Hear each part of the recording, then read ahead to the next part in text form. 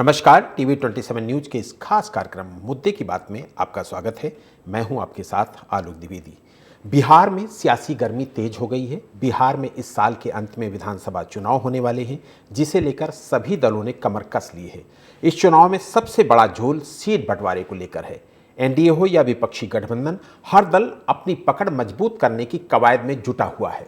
लेकिन इस पूरे समीकरण में सबसे ज्यादा चर्चा में है लोक जनशक्ति पार्टी के अध्यक्ष और केंद्रीय मंत्री चिराग पासवान।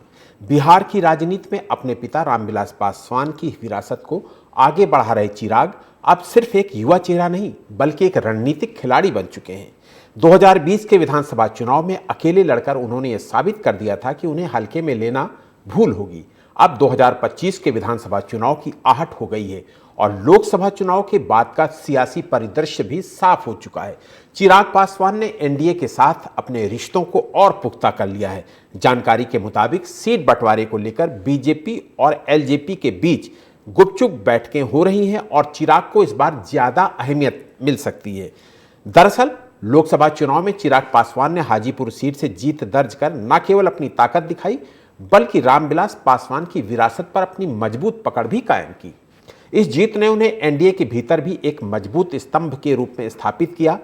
अब सवाल यह है कि विधानसभा चुनाव में चिराग को कितनी सीटें मिलेंगी और क्या वो सिर्फ सहयोगी की भूमिका में रहेंगे या खुद को सीएम पद के संभावित चेहरे के रूप में भी प्रोजेक्ट करेंगे। अंदर खाने की खबरों की माने तो चिराग की मांग 30 से 40 सीटों की है। वहीं बीजेपी चाहती है कि छोटे दलों को सीमित रखा जाए। हालांकि चिराग की लोकप्रियता और युवाओं में उनकी पकड़ को नजरअंदाज करना एनडीए के लिए भी आसान नहीं होगा। दूसरी ओर नीतीश कुमार की पार्टी जदयू को लेकर भी समीकरण जटिल है, खासकर तब जब चिराग ने पहले कई बार नीतीश के खिलाफ मुखर होकर बयान दिए हैं। ऐसे में अगर जेडीयू और एलजेपी को एक ही फ्रेम में फिट करना हो तो बीजेपी को बहुत सावधानी से संतुलन साधना होगा। चिराग पासवान ने खुद कहा कि जनता ने जिस भरोसे के साथ हमें जिताया उसे हम हर स्तर पर निभाएंगे। वहीं दूसरी तरफ विपक्ष में भी हलचल कुछ कम नहीं है। महागठबंधन यानी इंडिया ब्लॉक में राजद, कांग्रेस और वाम दलों के बीच सीटों को लेकर जबरदस्त खींचतान शुरू हो गई है। तेजस्वी यादव दोबारा खुद को मुख्यमंत्री पद के उम्मीदवार के तौर पर पेश कर चुके हैं, लेकिन कांग्रेस अब 50 से ज्यादा सीटें चाहती है, जबकि लेफ्ट भी 2020 के प्रदर्शन के आधार पर अपनी दावेदारी मजबूत कर रहा है। ऐसे में सवाल यह है कि क्या चिराग पासवान अब एनडीए में सिर्फ सहयोगी नहीं बल्कि सत्ता के साझीदार बनना चाहते हैं? क्या नीतीश कुमार और चिराग पासवान को एक साथ लाना बीजेपी के लिए मिशन इम्पॉसिबल साबित होगा? क्या तेजस्वी यादव विपक्ष को एकजुट रख पाएंगे या सीटों की लड़ाई में फूट पड़ जाएगी? क्या बिहार की जनता चेहरे देखकर वोट देगी या काम देखकर? और सबसे बड़ा सवाल, क्या इस बार बिहार को मिलेगा एक युवा मुख्यमंत्री? ये तमाम अहम सवाल जिनका जवाब अपनी इस चर्चा में तलाशने की कोशिश करेंगे। हमारे साथ तमाम खास मेहमान भी जुड़ने वाले हैं। चूंकि बिहार का इलेक्शन नजदीक आता जा रहा है, अगले कुछ महीनों में बिहार में विधानसभा चुनाव होने हैं।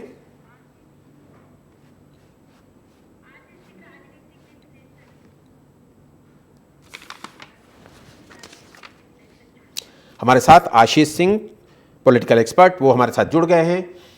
और आशीष जी, आपका बहुत स्वागत करूंगा इस चर्चा में शामिल होने के लिए। और सबसे पहला सवाल तो आपसे ही ले लेता हूं। आशीष जी, आपने अच्छी तरीके से सुना होगा, क्या चिराग पासवान इस बार किंग मेकर बनने की भूमिका में आगे बढ़ना चाहते हैं क्या?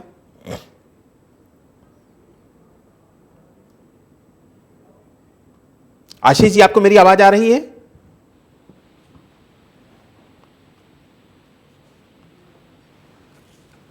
दरअसल बिहार में अगले कुछ महीनों में चुनाव होने वाले हैं। विधानसभा चुनाव नजदीक आ चुके हैं, लिहाजा वहां की राजनीति दिनों दिन गर्माती जा रही है। इंडिया ब्लॉक की तरफ से भी अपनी तैयारियां की जा रही हैं, उसी तरीके से एनडीए गठबंधन की तरफ से भी अपनी तमाम तैयारियां को अंतिम रूप दिया जा रहा है। और इस बार बीजेपी के लिए सबसे बड़ी बात यह कि चिराग पासवान और नीतीश कुमार के बीच संतुलन साधना एक चुनौती है।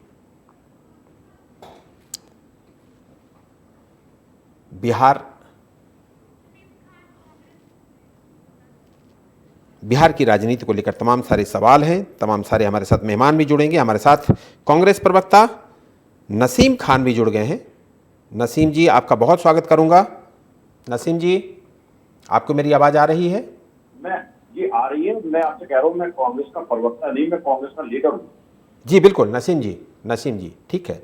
नसीम जी, आपका स्वागत करूंगा इस चर्चा में शामिल होने के लिए। नसीम भाई, बिहार की राजनीति आप अच्छी तरीके से समझते हैं। पिछली बार आपने देखा आपको बहुत सारी सीटें दी गई, लेकिन परफॉर्मेंस आपका बहुत कमज़ोर रहा और परिणाम आपने सारे देखे। इस बार भी आप उतनी ही सीटें मांग रहे हैं, 50 से ज़्यादा सीटें आप मांग रहे हैं। क्या ये मांग आपकी जेन्युइन है?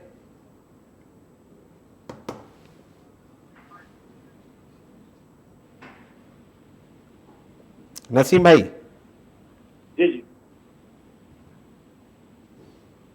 बीच में आवाज आई है, किसी ने बोला, एक बार फिर से आप मुझसे पूछेंगे। नसीम भाई, कांग्रेस बिहार में 50 से ज्यादा सीटें क्यों चाहती है, जबकि पिछली बार का परफॉर्मेंस आपने देखा, आपको सीटें ज्यादा मिली लेकिन जीते कम। लेकिन मैं आपसे एक बात कहना चाहता हूँ कि अभी बिहार में चुनाव की घोषणा नहीं, और अभी तक चुनाव आयोग ने, निर्वाचन आयोग ने कोई चुनाव के बिहार को लेकर के घोषणा नहीं की, कोई तारीखों का ऐलान नहीं हुआ। हाँ, निश्चित रूप से बिहार का चुनाव इस साल जल्द है और इसी को लेकर के बिहार में चुनाव की तैयारी की जा रही है। मुझे लगता है कि अभी सीटों के बंटवारे को लेकर देश के अंदर या टेलीविजन चैनलों पर बहस नहीं होनी चाहिए। ये काम पार्टी को अपना अंदरूनी काम है। जो गठबंधन को लेकर के जो दल है सारे, वो बैठकर तय करेंगे, हम ज्यादा सीट पे लड़ेंगे, कम पे लड़ेंगे, आधी पे लड़ेंगे, पूरी पे लड़ेंगे, बिल्कुल नहीं लड़ेंगे। ये बात सारी की सारी मीडिया के माध्यम से भी और पार्टी के माध्यम से देश के सामने आ जाए। अभी चर्चा का विषय यह है कि बिहार में लंबे समय से नीतीश कुमार बैठे हुए हैं और लगातार भारतीय जनता पार्टी के साथ सरकार चला रहे हैं। बिहार की स्थिति क्या है, बिहार में पलायन क्यों है, बिहार में रोजगार क्यों है, बिहार में अपराध चरम पर क्यों है, बिहार में छोटी छोटी पार्टियों को भारतीय जनता पार्टी ने, नरेंद्र मोदी जी ने अपनी नीति के आधार पर उन्हें फुटबॉल क्यों बनाया हुआ। नसीम भाई बहुत अच्छी बात, बहुत अच्छी आपने बताई कि सीटों के बंटवारा आपके लिए कोई बड़ी बात नहीं है। तो नीतीश कुमार को हटाने के लिए, बीजेपी गठबंधन सरकार को हटाने के लिए क्या आप ये समझौता करने को तैयार होंगे कि आपको जितनी भी सीटें मिले वो खुशी से स्वीकार करें आप? देखिए, हम हर उस सरकार को हटाना चाहते हैं जो जन विरोधी नीतियों को लेकर के प्रदेश में जंगल राज पैदा कर रही है। पूरे देश के अंदर जो भारतीय जनता पार्टी के साथ मिलकर के एक खटारा इंजन की सरकारें देश के अंदर चल रही, तो निश्चित रूप से हम जो हमारे सहयोगी दल है उनके साथ बैठ करके समन्वय बना करके जो भी समझौता होगा, जिस तरीके से भी समझौता होगा, हम उसके साथ लड़ेंगे। इसकी चिंता ना तो भारतीय मीडिया को होनी चाहिए, ना तो हमारी सरकारी पार्टी जो बैठी हुई है। सीटें कम भी मिलेंगी तब भी चलेगा। नीतीश कुमार को किसी भी तरीके से बिहार को बचाने के लिए, बिहार के युवाओं के रोजगार को बचाने के लिए, शिक्षा को बचाने के लिए, डूबते नशे में बिहार को बचाने के लिए, अपराध में जकड़े बिहार को बचाने के लिए, पलायन को बचाने के लिए, बिहार की अस्मिता को बचाने के लिए, बिहार का जो स्वर्णिम इतिहास था उसको दोबारा लागू करने के लिए हम भारतीय जनता पार्टी हटाने के लिए हर संभव प्रयास करेंगे। रही सीटों की बात, कांग्रेस पार्टी, मैं आपको बताना चाहता हूं कि अपने राष्ट्रीय नेतृत्व में पूरे बिहार के अंदर हर विधानसभा सीट पर अंदर 200 की 200 विधानसभा सीट, जितनी भी सीट है, लोकसभा के और विधानसभाओं के एक एक बूथ पर, एक एक विधानसभा पर, एक एक ब्लॉक पर, एक एक प्रखंड पर हम पूरी तरीके से तैयारी कर रहे हैं। आप देख रहे हैं सबसे ज्यादा आज के समय में नसीम भाई, मतलब आपका इंडिकेशन साफ है कि बिहार की अस्मिता को बचाने के लिए कांग्रेस समझौता कर लेगी, यानी कि जितनी भी सीटें मिलेंगी आप उसको साहस स्वीकार कर लोगे। मैंने ये बात कही जो आप कह रहे हैं, मैंने आप ये कही है कि क्यों हम स्वीकार कर लेंगे। मैंने आपसे एक बात कही, गठबंधन के लोग बैठेंगे आपसी सहमति से, एक दूसरे का सम्मान करके कि हम आगे बढ़ेंगे। अब ये आप कैसे कह रहे हैं कि जितनी सीट मिलेगी हमें कोई 2 सीट देगा, हम मान लेंगे, या हम आरजेडी को 2 सीट दें। पहली बार हम लालू जी की पार्टी को क्या हम आपको 2 सीट करना पड़ेगा, क्योंकि उधर से मुझे अच्छा नसीम भाई एक चीज और क्लियर कर दीजिए, एक चीज आपने क्लियर कर दी, सीटों वाली क्लियर कर दी। दूसरी चीज ये क्लियर कर दीजिए कि क्या तेजस्वी यादव का नेतृत्व आप लोगों को स्वीकार है? देखिए, क्यों स्वीकार नहीं है? कौन सा ऐसी बात है जो मैं स्वीकार नहीं है? क्या तेजस्वी यादव युवा और बिहार के विजन को लेकर नहीं चल रहे हैं? ये कौन कह रहा है कि जब जब सीटें आएंगी और हमारे में आपस में तालमेल बनेगा, जो गठबंधन जो हमारे गठबंधन के विधायक तय करेंगे उसमें जो भी तय होगा, अगर कांग्रेस से नेता दल तय होगा तो उसको सब स्वीकार करेंगे, आरजेडी से नेता दल तय होगा तो उसको सब स्वीकार करेंगे, या इन दोनों पार्टी के बाद में कोई तीसरा दल हमारे साथ होगा उसमें से भी नेता अगर तय होगा तो उसको सब स्वीकार करेंगे। तो इसमें कोई संशय नहीं होना चाहिए। अभी हमारे सामने एक विजन है कि हम बिहार के उजड़ते हुए युवाओं को, बिहार की उजड़ती हुई शिक्षा को, बिहार के को डूबते हुए नशे से बचाने के लिए, जंगल राज बचाने के लिए, नशे में डूबी हुई बिहार सरकार से बिहार को बचाने के लिए हम पूरी ताकत के साथ अपने प्रदेश अध्यक्ष, अपने राष्ट्रीय नेतृत्व के साथ बिहार के युवाओं को लेकर के राहुल जी को नेतृत्व में सामाजिक समरसता बना करके हम ठीक, आप हमारे साथ बने रहिए। ठीक है, ठीक है। हमारे साथ आशीष सिंह जी और अबरल मलिक भी जुड़ गए। अबरल मलिक बीजेपी प्रवक्ता हैं, आशीष सिंह जी पॉलिटिकल एक्सपर्ट हैं। आशीष भाई आपका बहुत स्वागत करूंगा, अबरल भाई आपका बहुत स्वागत करूंगा। आशीष भाई, बिहार की पॉलिटिक्स में चिराग पासवान किंग मेकर की भूमिका में आना चाहते हैं और इसके लिए उन्होंने बहुत सारे बयान भी दिए जो आपने सुने भी हैं कि वो चुनाव भी लड़ना चाहते हैं। इसके अलावा वो 30 से 40 सीटों के बीच में अपनी डिमांड भी रख रहे हैं एनडीए में कि उनको 30 सीटें दी जाएं। पिछला जो परफॉर्मेंस रहा उनका बहुत अच्छा रहा। पिछली बार लोकसभा चुनाव में जितनी भी सीटें दी गई सबकी सब सीटें वो जीते। ऐसे में उनकी दावेदारी भी काफ़ी मजबूत है। तो क्या ये माना जाए कि चिराग पासवान इस बार इस जो कमिंग विधानसभा चुनाव है उसमें नए सितारे के रूप में उभर सकते हैं? आलोक जी नमस्कार। मेरी आवाज आ रही है आपके?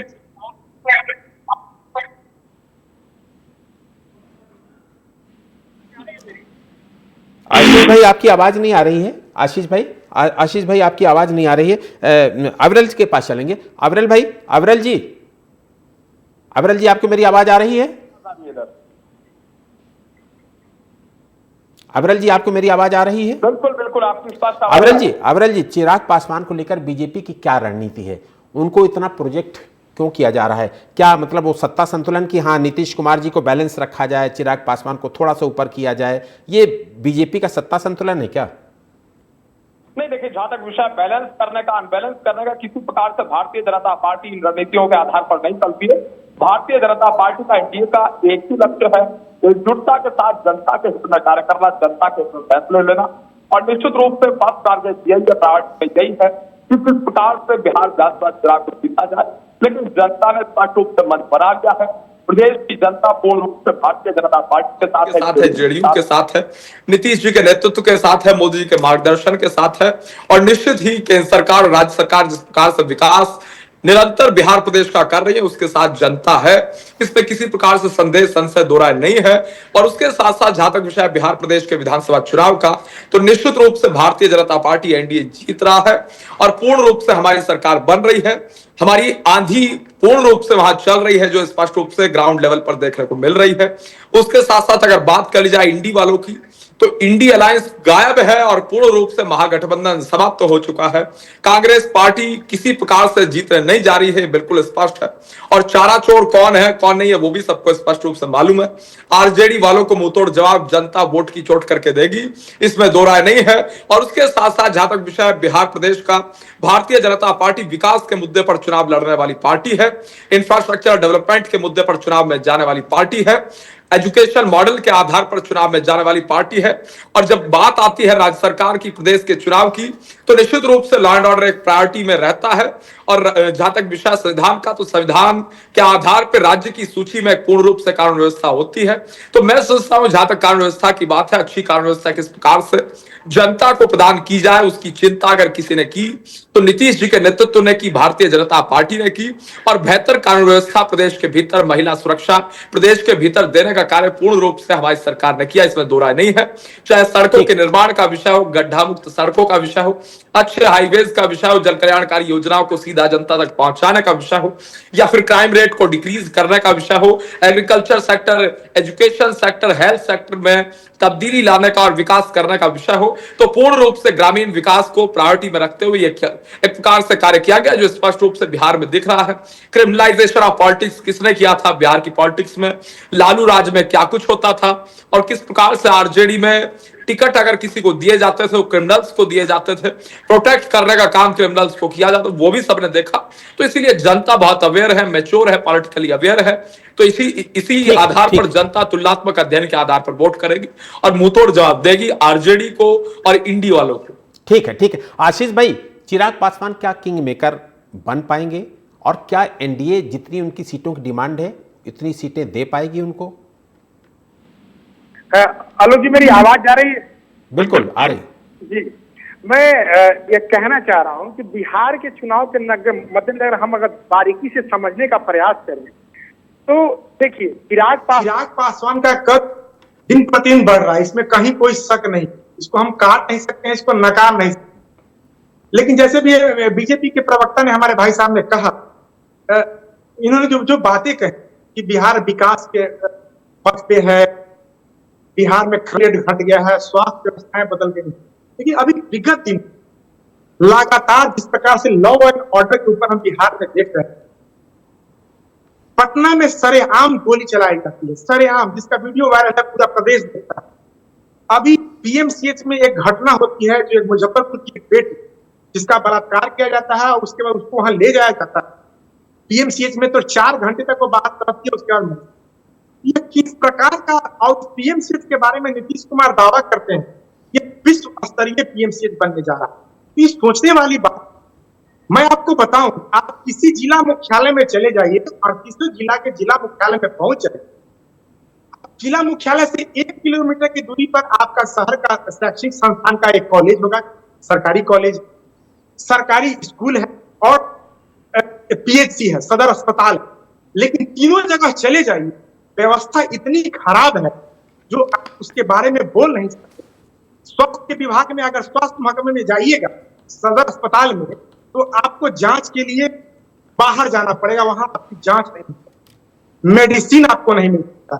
ये बिहार में एक समस्या है, जबकि नीतीश कुमार ने बिल्कुल बिहार को बदला है, हम सभी मानते हैं बिहार में उन्होंने काम किया है। लेकिन आज भी 20 वर्षों के शासन के बाद अगर इस प्रकार के रवैया है, हर जिले में चले जाइए, शैक्षिक व्यवस्था में कोई भी नहीं चाहता है कि यहाँ के सरकारी कॉलेज में पढ़े, कोई नहीं चाहता है कि यहाँ के सरकारी स्कूल में जाके पढ़े। इतनी स्थिति बदतर है, इसको सुधारने की अत्यंत आवश्यकता है। अगर आप कहते हैं कि हमने शिक्षित बना दिया, तो अगर आप शिक्षित बन गए तो फिर बेरोजगारी इतने चरम पे क्यों है, इसका भी तो जवाब देना पड़ेगा। ये भी एक सोचने की बात है 20 वर्षों के शासन में।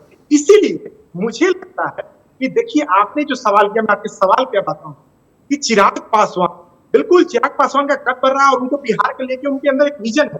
तो मैं तो ये कहूंगा ही कि हर एक पार्टी, चाहे वो कांग्रेस हो, भारतीय जनता पार्टी हो या राजद, जो यहाँ पे मुख्य रूप से लड़ती है, उनको यह करना चाहिए कि युवाओं को अब आगे बढ़ा, युवाओं को साथ ले बिहार के बदलाव की राजनीति करनी चाहिए। चाहे वो जो भी दल, एक मठाधीश की राजनीति से बिहार नहीं बदलने वाला, क्योंकि वो सब कहीं ना कहीं उस सिस्टम में समाहित है जो नहीं चाहते हैं कि बिहार में बदलाव। और ये हम सभी मानते हैं आलोक जी कि आज बिहार बदला है, लेकिन बिल्कुल आज भी हर ग्राफ में देखिए बिहार बहुत नीचे है। नीति आयोग, केंद्र सरकार की नीति आयोग का मापदंड कहता है कि हर उसके जो पॉइंट है उसके वो सबसे नीचे तबके पे पहुंचा है, किसी पे एक टॉप में नहीं। तो अगर आप शिक्षा में उच्च नहीं है, आज क्यों इतना पलायन है? कांग्रेस के भाई साहब ने कहा, मैं इनकी बातों का समर्थन करता हूँ, यहाँ तो पलायन नहीं होना चाहिए। अगर आप शिक्षित बनाते हैं तो पलायन क्यों हो रहा है, ये सबसे बड़ा सवाल है। आज बिहार में युवा रोजगार नहीं है और सबसे ज्यादा युवा का वोटर है। अब 2024 का जो डाटा आया था चुनाव आयोग का, लगभग 2 करोड़ 1 करोड़ 60 लाख 70 लाख के आसपास युवा वोटर थे, जो 20 से 30 साल के बीच के थे, 30 साल के अंदर के थे। और अभी भी 20% से ऊपर के वोटर जो युवा है, उनका क्या, उनका भविष्य कहाँ जा रहा है, यह सोचने वाली। बिल्कुल, बहुत इंपॉर्टेंट बात है, बहुत इंपॉर्टेंट बात है और इन मुद्दों को लेकर सभी पॉलिटिकल पार्टी चिंतित भी हैं। मुझे लगता है नसीम भाई भी इस पर एक बार चर्चा कर लेते हैं। नसीम भाई, दो सवाल छोटे छोटे कर लेता हूं। एक तो पलायन और बेरोजगारी के मुद्दे पर कांग्रेस का क्या स्टैंड है। दूसरा, एक चीज बहुत अच्छे से समझना चाहूंगा मैं आपसे कि कांग्रेस क्या इस पे श्योर है कि वो गठबंधन के साथ ही चुनाव लड़ेगी, या फिर कोई ये भी फैसला कर सकती है कांग्रेस की वो अकेले चुनाव लड़े, चूंकि आप कह रहे हैं कि हमारा 200 विधानसभा क्षेत्रों में मजबूत संगठन है, मजबूत तैयारी है। नसीम भाई, पूरे देश के अंदर हर राज्य में संगठन सर्जन अभियान चल। अभी अहमदाबाद, गुजरात अहमदाबाद में जब हमारा राष्ट्रीय अधिवेशन हुआ, उसमें राहुल जी ने कहा कि हम संगठन को पूरे देश के हर बूथ पर मजबूत करें। उसी को लेकर के बिहार में भी चल रहा है, उत्तर प्रदेश में भी चल रहा है, देश के हर उसमें चल रहा है। मैं खुद संगठन सर्जन का एक जिले का बागपत का कोऑर्डिनेटर हूं और हमारे कैबिनेट मिनिस्टर और राज्यसभा एमपी और लोकसभा एमपी तक संगठन सर्जन अभियान में जिलों के नेतृत्व कर रहे हैं, जिलों में संगठन को मजबूत कर रहे हैं। हमारा मानना स्पष्ट रूप से एक बात है कि हम क्यों गठबंधन के हिसाब से अपनी तैयारी करें, हम हर विधानसभा में तैयारी क्यों ना करें। हम अपनी पार्टी को हर विधानसभा के हर ब्लॉक में, हर बूथ पर, हर गांव में मजबूत करेंगे, मजबूत संगठन खड़ा करेंगे। और जब गठबंधन साथियों के साथ हमारी सीटों का बंटवारा होगा, निश्चित रूप से आरजेडी का जहां प्रत्याशी होगा, जो तैयारी हमने आरजेडी के जिस विधानसभा में की है और वहां आरजेडी का प्रत्याशी होगा, जो तैयारी, जो मजबूती हमने की है और हमने अपना वर्कर खड़ा किया, उसका फायदा आरजेडी के उम्मीदवार को होगा या दिगर जो हमारे साथ गठबंधन में प्रत्याशी उसको होगा। हम हर तरीके से बिहार में नीतीश को हटाना चाहते हैं। जहां तक आपने गठबंधन कहा, हम गठबंधन के साथ है, हम आरजेडी के साथ है और आरजेडी के साथ मिलकर के मजबूत चुनाव लड़ेंगे। सीटों के बंटवारे पे अभी हम नहीं जाना चाहते। हम गाड़ी के दो पहिए हैं, जिसमें एक तरफ आरजेडी है, एक तरफ कांग्रेस पार्टी है। दोनों पहियों को हम बिहार में हर विधानसभा में मजबूत करके बिहार की सरकार को, जो लोगों का, युवाओं को पलायन करने पर मजबूर करे, उसको हटाएंगे। दूसरी चीज मैं आपकी बात पे कहना चाहता हूं, पलायन और शिक्षा। पूरे देश के किसी कोने में आप चले जाइए, वहां पर बिहार का नागरिक मिलेगा, वहां बिहार का आदमी काम करता हुआ मिलेगा। शिक्षा को लेकर के बिहार की स्थिति खराब है। अस्पतालों के अंदर डॉक्टर नहीं है, कुत्ते बाहर लेटे हुए हैं। डिस्पेंसरी में, सरकारी डिस्पेंसरी के अंदर कुत्ते, घोड़े, बकरी लेटी हुई है। ये हम नहीं कह रहे हैं, यूट्यूब के माध्यम से ये तस्वीरें हमारे सामने आती है। एयरपोर्ट बनाए जा रहे हैं, लेकिन एयरपोर्ट ना होकर के वहां न्यू तक नहीं है, जहाज नहीं है वहां पर। ऐसे ही सरकारी योजनाएं, पुल धड़म धड़म गिर रहे हैं और युवा अपने रोजगार को ढूंढने के लिए बिहार में रोजगार ना मिलने के कारण पूरे देश के अंदर पलायन करने पर मजबूर है। देखिए, विजन साफ है। एक नेता है देश के अंदर, राहुल गांधी, जो युवाओं के रोजगार की बात कर रहा है। आप मुझे एक बात बताइए, रोजगार होता क्या है? रोजगार होता है कि मोची के जूते को मजबूती के साथ देश के सामने प्रोजेक्ट करना। उसको कौन कर रहा है? राहुल गांधी मोचियों के पास जा रहा है, राहुल गांधी कुलियों के पास जा रहा है, राहुल गांधी बढ़ई के पास जाकर के रंदे से लकड़ी छीलने का काम कर रहा है।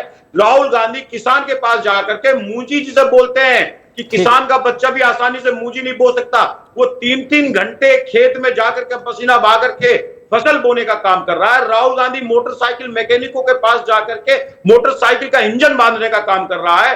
राहुल गांधी हर उस कारोबारी के पास जा रहा है, उस काम को समझ रहा है। राहुल गांधी का मिशन साफ है कि जिस प्रदेश का युवा है, उस प्रदेश के अंदर हम रोजगार के वो आयाम स्थापित करेंगे, जैसे आज चाइना ने आयाम स्थापित करके चाइना के अंदर प्रोडक्शन होकर के मजबूत हुआ है, वैसे ही हर प्रदेश का, खासकर बिहार के। अविरल जी, आप हैं ना हमारे साथ? अविरल जी, नसीम भाई ने तमाम सारे जो दावे किए हैं उसका संक्षिप्त में जवाब, और एक चीज और मैं आपसे पूछ लेता हूं कि चूंकि सत्ता के साझीदार हैं आप बिहार में, इसलिए ये एक बड़ी समस्या हो गई पलायन और बेरोजगारी वहां पर, और इसको लेकर सरकार घिर रही है। पलायन वहां की सबसे बड़ी समस्या है कि बिहार में इतना टैलेंट, लेकिन वो सब बाहर निकल जाता है। उसको रोकने के लिए क्या एक्शन प्लान? दूसरा, जो चिराग पासवान की डिमांड है कि हमें 30 सीटें चाहिए, उस पर बीजेपी कितना उनको एक तरीके से तवज्जो देगी? वो छोटे छोटे जवाब मुझे सब कंपाइल करके दे दीजिएगा।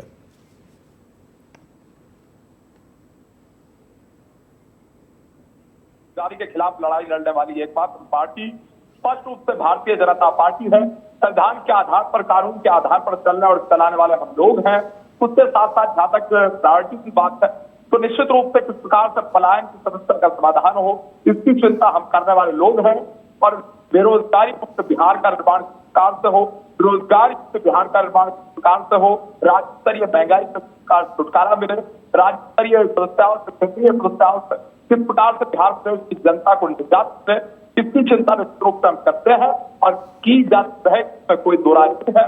हमारी सरकार जनता को समर्पित सरकार है। इनकी सरकार जब आती तो पूर्ण रूप से बलात्कारियों को, अपराधियों को समर्पित सरकार होती थी, भ्रष्टाचार, जातिवाद, परिवारवाद को समर्पित सरकार होती थी। तो जनता ने बखूबी स्पष्ट रूप से बिल्कुल।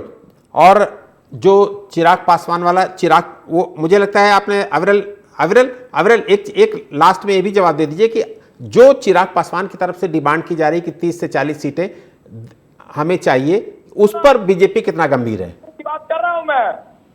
किसने पाला था ताकतूर को? अरे शर्म आपको नहीं है? आपातकाल आपने लगाया, जातिवाद आपने फैला, बेशक्कत आपने की, 60 साल सरकार बुनियादी सुविधा आपने पहुंचा, खाते आपने खुलवा सके, केंद्र में सत्ता में होकर सत्ता में होकर आप शासन को बढ़ावा दे रहे थे, 75 तक आपातकाल लगा रहे थे, शर्म नहीं आ रही बोलते हुए। ठीक है, वक्त हमें इतने की इजाजत देता है, ठीक है। अविरल भाई आपका शुक्रिया करूंगा, नसीम भाई आपका भी बहुत बहुत शुक्रिया करूंगा, आशीष भाई आपका भी बहुत शुक्रिया करूंगा। बिहार की सियासी शतरंज ने चिराग पासवान को अलग पहचान दी है, जो युवा हैं, तकनीक जानते हैं, मीडिया फ्रेंडली हैं और साथ ही जमीनी राजनीति में भी उनकी जड़ें गहरी हैं। बिहार की राजनीति अब उसी मोड़ पर है जहां चेहरों से ज्यादा छवि मायने रखती है और चिराग पासवान फिलहाल उस पैमाने पर खरे उतरते दिख रहे हैं। तो दूसरी ओर तेजस्वी यादव का दमदार प्रयास और युवाओं को आकर्षित करने की रणनीति भी कम नहीं आंकी जा सकती। बहरहाल मुद्दे की बात में इतना ही। तमाम छोटी बड़ी खबरों के लिए आप देखते रहिए TV 27 न्यूज। नमस्कार।